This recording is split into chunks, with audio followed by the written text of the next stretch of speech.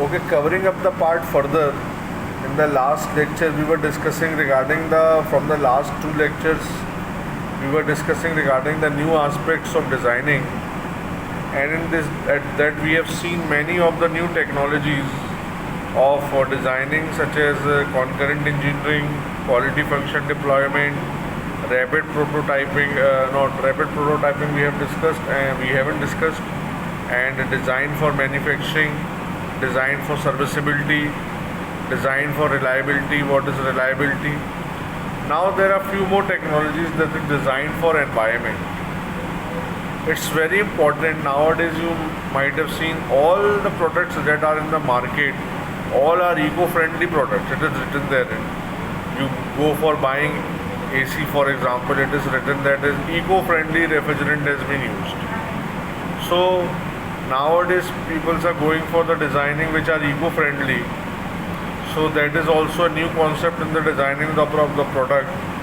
In this, green line guidelines for designing has been followed, and disassembly evaluations is also followed, and rapid prototyping is one of the nowadays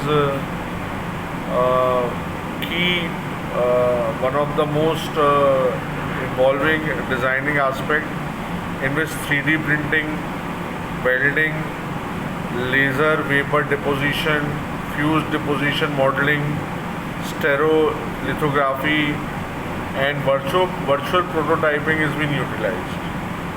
So in the coming aspect also, we have one more type of designing concept, that is known as design for assembly.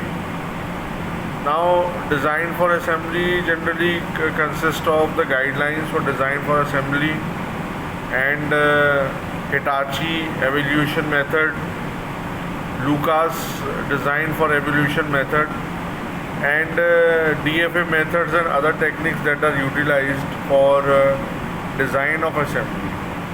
So in the subsequent lecture, before starting these things, we will discuss the elements of the shop floor control, that is your master production schedule, that is your flow process chart, that is your aggregate planning, and route sheet controlling,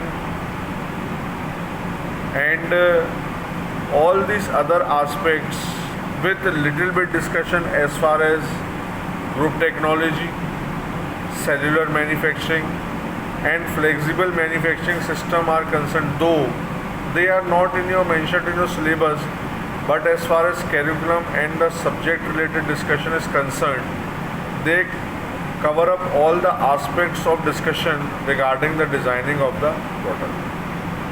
So in this particular thing, one thing that is most important, that is the part of the work study that you have already covered in your 7th semester paper, that I am not taking into consideration. That is also one of the important part, in which your job evolution, work study methods, and MTM method, your methods of measurement, that is PMTS, MTM1, MTM2, BMTS, and your different techniques of recording, how to improve the skillness and saving the time of the particular method and redesigning has been covered up.